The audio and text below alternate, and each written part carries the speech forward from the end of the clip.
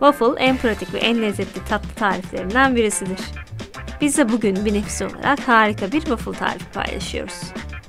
Tarife geçmeden abone ol simgesinden kanalımıza abone olabilirsiniz.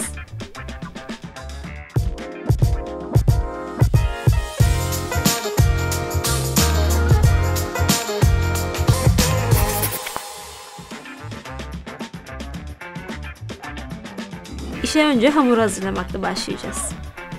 2 adet yumurtayı kaseye kırıyoruz. Üzerine vanilya ve şeker. Şimdi bu malzemeleri yumurtalar iyice köpürene kadar çırpıyoruz. Artık sıvıları ekleyebiliriz. Eritilmiş tereyağı ve süt. Malzemeler karışana kadar tekrar çırpıyoruz. Sıra katı malzemelerde. Aynı kek hamurlarında olduğu gibi eleyerek ekliyoruz. Un ve kabartma tozu.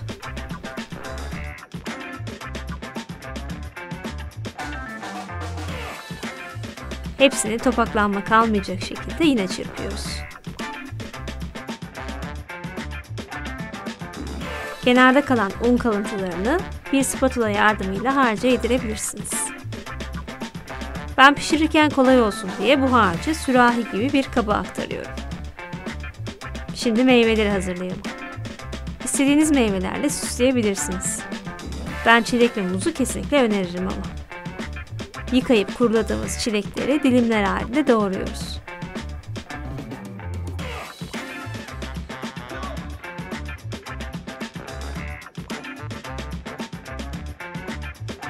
Aynı şekilde muzları da.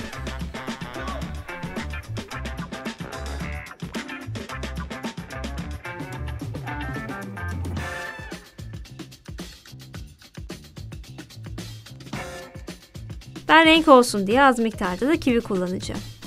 Tatlı ve ekşi lezzetleri bir arada seviyorsanız siz de kullanabilirsiniz.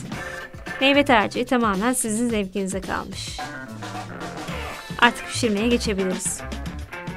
Benim waffle makinem var ama sizde yoksa aynı hamurla tost makinesinde nefis waffle'lar hazırlayabilirsiniz. Önce makineyi en yüksek ayarda açıyoruz. Işığı söndüğü zaman makine pişirmeye hazır demektir. İçine yapışmayı önlemek için tereyağı ile yağlıyoruz.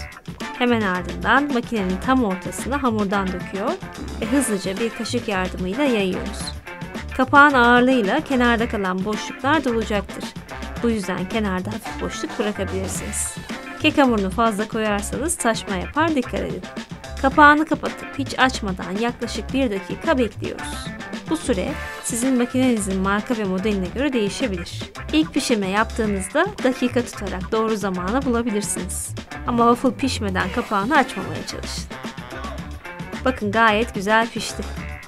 Hemen tabağa alıp kenarlarında görüntüyü bozacak kalıntılar varsa bıçakla temizliyoruz. Waffle sıcakken hemen çikolata sürüyoruz. Soğuduktan sonra sürmesi zor oluyor. Zaten waffle taze tüketilmesi gereken bir tatlı. Her yerine güzelce sürüyoruz. Çikolata olarak da ben Nutella tercih ettim. Bugün ben waffle'dan bir pasta yapacağım. Ama siz tabii ki porsiyonlu tek bir tane de yapabilirsiniz. Ayrıca bu hamur dolapta 3-4 gün saklanabiliyor. Bu şekilde hamurun hepsini pişireceğim. Ve hepsinin arasında çikolata sürüp üst üste dizeceğim. En üst kısmını da meyvelerle süslüyoruz. En altını tamamen muzla kaplıyoruz. Sonra kivi ve çilekler. Bu meyvesi bol olması gereken bir tatlı.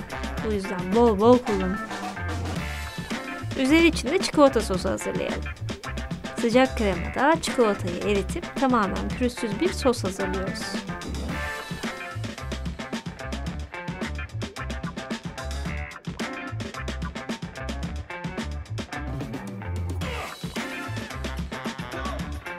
Şimdi son dokunuşlar. Üzerine bol bol çikolata sosundan ve kavrulmuş fındık. Dilediğiniz gibi süsleyebilirsiniz. İşte karşınızda şiir gibi bir tablo. Asla sizi yormayacak. Şeker oranı çok ideal ve dokusu da yumuşacık. Kısaca evde yapılabilecek en iyi waffle. Hatta dışarıda yediklerinizin birçoğundan da daha iyi olabilir.